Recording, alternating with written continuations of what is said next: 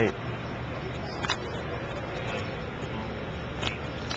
Would you have remanded that Kurt Ape? It didn't seem like it was worth it to me. The board is clear now. I mean, the Pyroclasm finally swept Herbert Holtz's board, and He's got another. Tiago's beaten down. And he has He's another. attacking for 4 a turn. He's got Herbert Holtz at 8. He's got another Pyroclasm in his hand. Kurt Ape comes down. I mean, I think you have to boomerang Kurt Ape. I assume there's a forest in there somewhere. Yeah, it survives Pyroclasm, so you don't want it blocking you don't want it blocking the butt. And the butt can block it right back, though.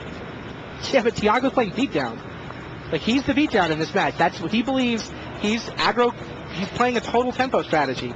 His way to win is steal a Scab Clan Mauler and then just attack 5 times. Herbert Holtz just keeps trying to replay his creatures, and he's taking 4. He's 2 attacks away from dying. Is that a 1/1 Mauler? Yes. Small for 1? Frenzied Goblin, Kurt Ape, 1/1 Scab Clan Mauler, and that's a Rusaka, right? I think that's a Rusaka. This is going to be a mess. 4 creatures on Mark Herbert Holtz's side of the board. Soon to be none. Oh, it's a Tin Street Hooligan and a 1/1 Scab Clan Mauler. So Pyroclasm here, it kills 3 dudes, leaving only Kurt Ape standing.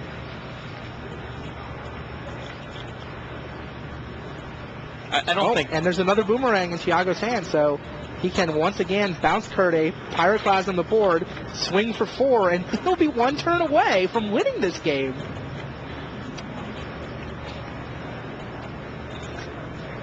Or is there only 1 forest? Can he kill the Kurt Ape with the boomerang? How many forests does Herbert Holtz have? Oh, he has 2. Or 3. I think he just brings with the moon here. He can just replace the moon. He's attacking with both. I think Herbie should block Scab Clan. Unless he has the dream of drawing a natural life.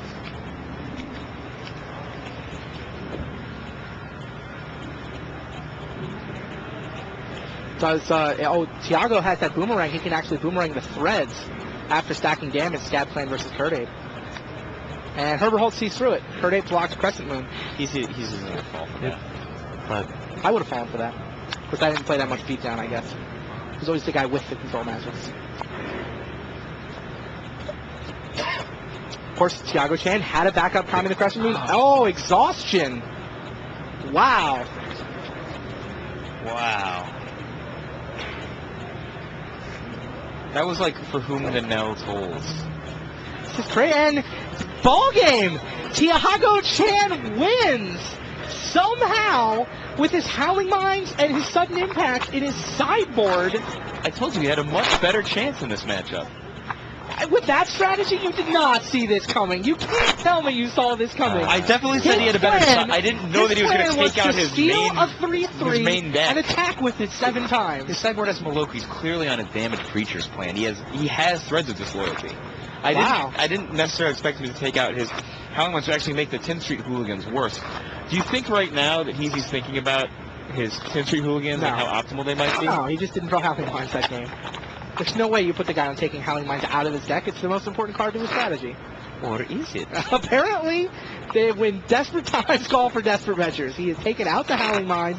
He's just playing somehow. He's playing a bad aggro control deck. He's playing Counter Sliver with no slivers. He's probably just going to win this game in a blowout, but still, it was fun to watch. That was awesome. Hats off to you, Tiago Chan. Yeah, I want to hang out here. Let's watch another game of this. It's craziness.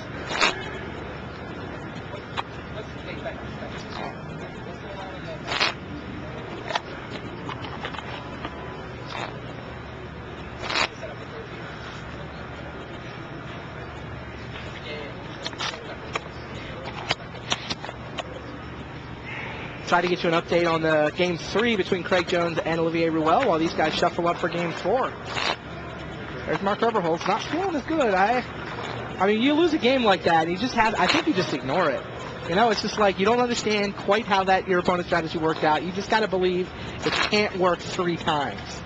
And play your game. I'm pretty confident Mark will win this game. He's on the play. He mulliganed to 5 and blew him out in the first game. it is probably rattling, but, who doesn't get their teeth shaken a few times on the way to winning? I mean, think about it like this. When you fireballed David Mills to death, you expected to be playing an X game, right? I did. Yeah, but it didn't happen. Your deck was better and you fireballed him to death. All right. Sounds like we've got Jonathan Becker ready with an update on Game 3 between Jones and Ruel. Hey, Becker, what happened down there? It looked like actually a pretty good fight for a while. Craig didn't have a ton of guys on the board. He was kind of flooded in the beginning, which wasn't really good for a zoo deck. But eventually he got out a couple of smaller creatures in the Jitta. And the only things that all he could come up with was a Ghost Council, which seems really good, except he had no other creatures for like 6 turns. He had a Ghost Council and then a backup Ghost Council. Okay. And eventually he was just forced to start putting them in front of stuff and sacrificing them to prevent Jitta counters and stuff like that. But he couldn't draw for like 6 turns, just a second man to phase out the Ghost Council and buy himself a little bit more time. So Craig got it done. Yeah, Craig just whittled him down. Those last 6 or 8 points went 2 at a time instead of like Craig's usual, burn to the head. It was just 2 points from a line that gets through, 2 points from an ape that gets through, and then there was just no creature there. Wow, so Craig Jones takes a 2-1 lead. Olivier Ruel's got to win 2 straight if he wants to avenge his brother's loss. Well, Thanks, John. We'll go ahead. He was sitting on the, remember he was sitting 2 down last time with had to win 2 games to look bad, so he, could definitely do it. But Jones' deck's just so fast, it's got so much damage, it's really hard for him to set up. So he's gonna have his work cut out for him, I think. All right, thanks, John. Okay. So bad draw and bad draw. He with the Jitte wins. That's what we learned. Well, I'm mana flooded. Same. I have a Jitte. I don't. Good game. Yeah, Olivier Ruel did have his back against the wall in the quarters, so he's very capable of winning 2 straight. Tiago Chan, on the other hand, I certainly will not count on 2 straight from him here. We shall see. He seems like very composed. I mean, concocting that crazy plan, winning that game. The plan's not that great. Just look at his sideboard. Those are the cards that he has. Like I said, I mean, I didn't necessarily expect him to take out the key elements of his deck, but if you've got control magics and you've got Moloku, you're going to be siding them in this matchup, right? I guess. Yeah. Okay. Yeah, it's essentially a transformational sideboard. I guess that makes sense.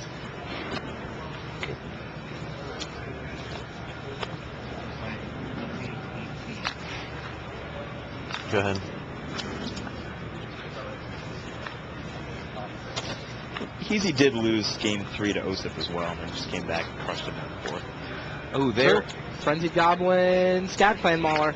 Cool. Pretty nice start for Mark Herberholz. Once again, Tiago with double Threads of Disloyalty, Pyroclasm, and a Boomerang.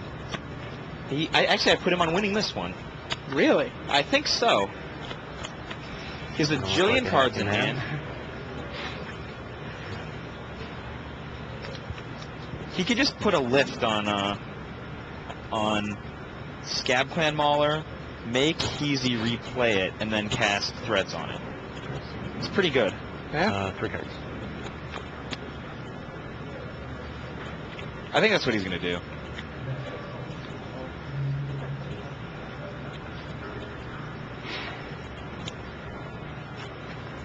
Takes 2. Pass. Despondent pass.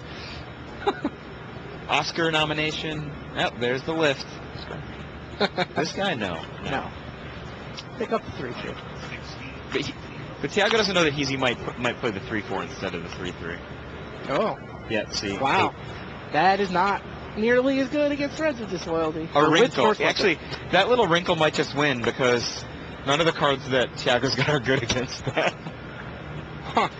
Was it a mistake for him to Boomerang? Was that no, greedy? I think that's the telegraph play. I think he doesn't know that he's going to have land 3-4. Like, he might miss his land drop. He might not have 3-4.